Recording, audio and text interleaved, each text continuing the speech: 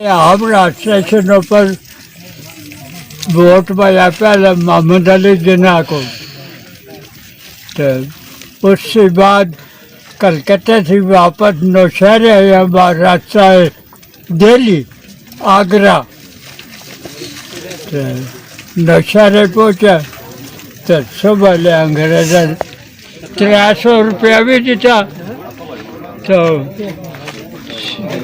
Certificate भी देता, जे भाई सलाम किया, सिखा नाल मिलिया, बस आया गड्डी बैठे घर आ रही। एक गल दसो, जवानी काम क्या कर दे रहे हो?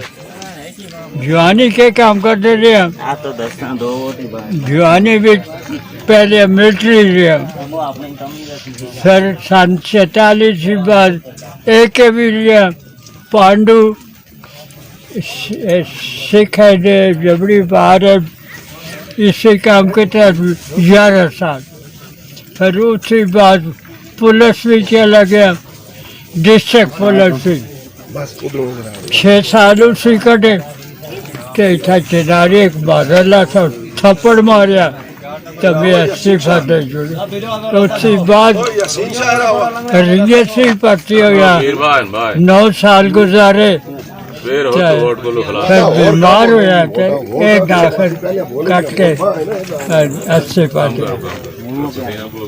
इस वक्त तुसानी उम्र कितनी है, बच्चे कितने, पोतरे देतरे कितने? हमारे बच्चे 4 से एक मार गया है कि तरके जायदाद कर देता, इस वक्त मौजूद 2 बच्चे।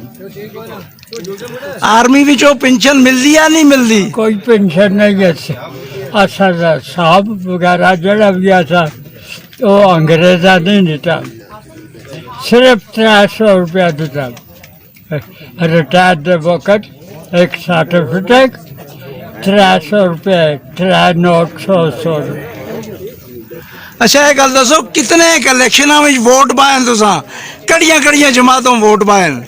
मैं जब वोट पाया तो तीर ऊपर मोर लाइए जरा कायद-ए-आज़म मोहम्मद अली जिन्ना का निशाना सा कलकत्ते उस और मोर लाई, आज भी उसी हो लाना। तीरों वोट देंगे हो? अच्छा, तीरा नाल क्या मोहब्बत है उसने? तीरे ना के मतलब बस एक खुदा है। ठीक है। अच्छा एक गल दसो, हुण तुसीं के ख्वाहिश है तुसां? अल्लाह पाक उम्र भी अच्छी दी, सेहत भी अच्छी दी, कोई ख्वाहिश जड़ी बाकी रह गई हो? बस अल्लाह करो बच्चे नहीं खैर मंगदा, सारे वास्ते खैर मंगदा,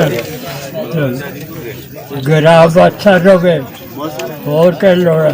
एक गल दसो, इतनियां हुकूमतां तुसां देखियां, सब तो चंगी हुकूमत कड़ी आ सी पाकिस्तान बनने तो बाद, इतनियां हुकूमतां देखी ने, सारे जो चंगी हुकूमत कड़ी लगी पाकिस्तान बनने से बाद?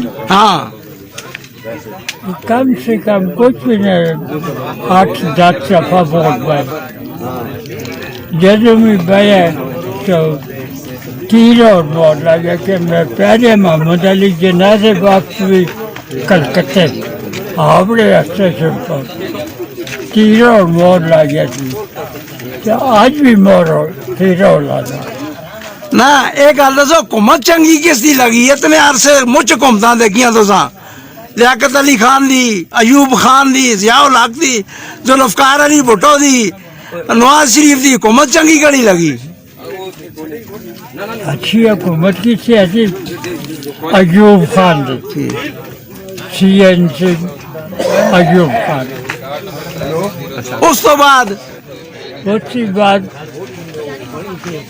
कुछ थोड़ी अगली PP वाले हकते, बाकी ये मुस्लिम लीग वगैरह ना, सब अस्पताल में जो गोली फ्री नहीं मिलती, बुखार की गोली है तो अस्पताल में नहीं मिलती, अमला 80-90 आदमी किनारी, तो गोली एक नहीं मिलती, दुकान और मांगे के अंदर गोली।